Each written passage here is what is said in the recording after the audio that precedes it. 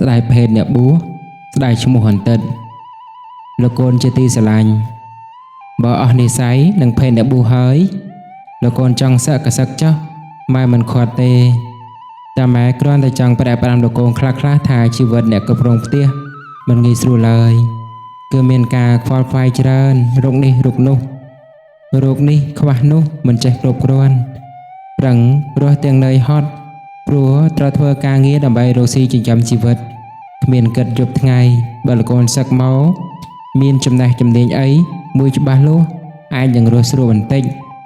តែបើលោកកូនសឹកមកដៃទៅទេគ្មានចំណេះអ្វីឲ្យពិតប្រាកដ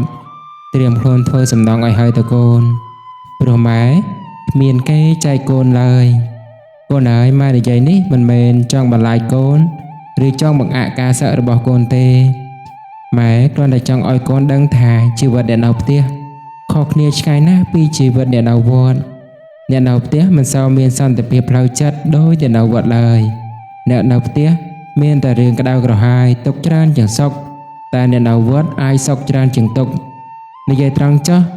បើសម្រាប់ទឹកចិត្តម៉ែគឺម៉ែមិនចង់ឲ្យលោកកូនបដូរពីឧត្តមភេទមកជាហីនភេទនោះទេព្រោះម៉ែស្ដាយគឺស្ដាយភេទអ្នកបួសស្ដាយឈ្មោះសាមណៈតែធ្វើម៉េចបើកូនមិនអាចទ្រទ្រង់ទៅធម៌វិន័យបន្តទៀតបាន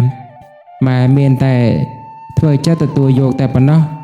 ហើយបើកូនសឹកទៅជាក្រហោះសូមកូនកុំធ្វើអំពើជ្រុលជ្រោះហួសបែបបត់ក្រមសីលធម៌នៃភាពជាមនុស្សណាកូនជាពិសេសកុំភ្លេចខ្លួនថាកូនជាអ្នកណាមកពីណាហើយត្រូវធ្វើខ្លួនយ៉ាងណាឲ្យសមនឹងឈ្មោះថានឹងឈ្មោះរបស់កូនពីមុនកូនមានឈ្មោះទីសាមណៈតែពេលដែលកូនលាចាកសិក្ខាបទកូននឹងមានឈ្មោះថាជាអន្តិត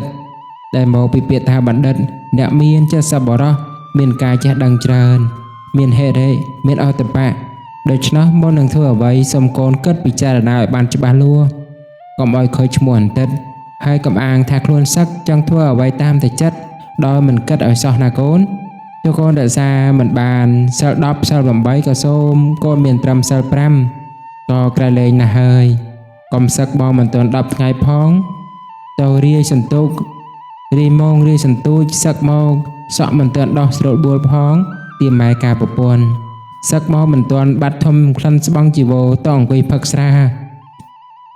ស្រែកច្រៀងលោឡាកុំណាកូនកុំឲ្យសោះ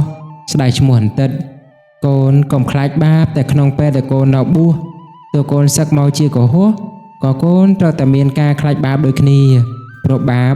មិនមែនមានសម្រាប់តែអ្នកបួសឬមានតែសម្រាប់កុហកនោះទេ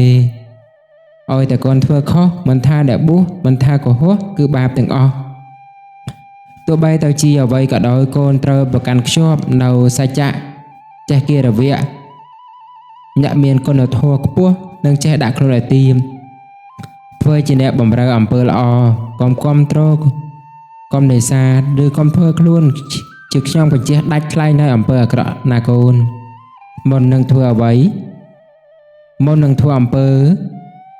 មិនគប្បីណាមួយកូនត្រូវគិតដល់អតីតកាលរបស់កូនផងថាកូនធ្លាប់ជាអ្នកបួសរៀនធ្លាប់ជាមានអ្នកការអប់រំធ្លាប់ធំធាត់ដោយសារបាយបាត